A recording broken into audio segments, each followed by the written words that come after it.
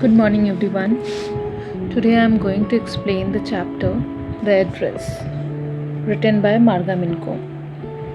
The story is set after the Second World War and is based on the pain, loss, memories, and emotional effects of war.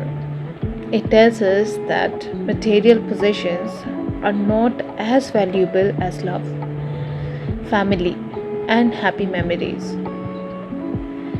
The story is narrated by a young girl who returns to her hometown after the war. During the war, she had lost her mother, her home, and almost everything she loved. Before the war, her mother had trusted a woman named Mrs. Dorling, and Mrs. Dorling used to visit their house frequently and slowly took away many valuable household terms such as silver cutlery, antique plates, tablecloths, and other expensive belongings. She said that she would keep them safe until the war ended. After the war ended, the narrator remembers the address her mother had given her, number 46 Marconi Street. She decides to visit Mrs. Dorling's house, hoping to find her mother's belongings and perhaps some memories of her old life. When she reaches the house for the first time, Mrs. Dorling opens the door. She pretends not to recognize the narrator and behaves very rudely, like coldly.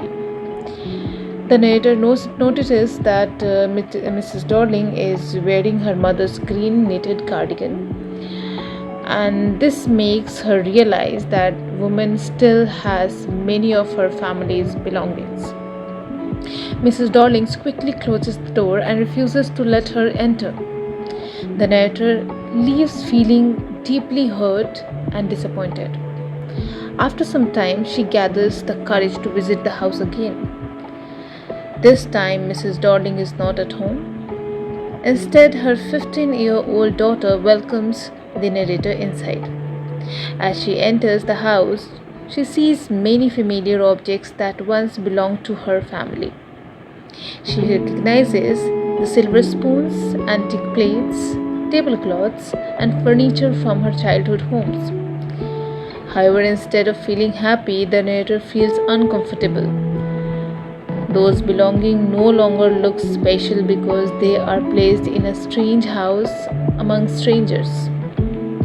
They remind her of her mother and her happy childhood, but they cannot bring back the people she loved or the life she had before the war. At that moment, the narrator understands an important truth.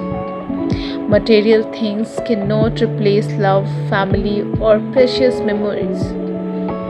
She realized that taking those objects back will not reduce her pain or change the past. Therefore, she quietly leaves house before Mrs. Dorling returns.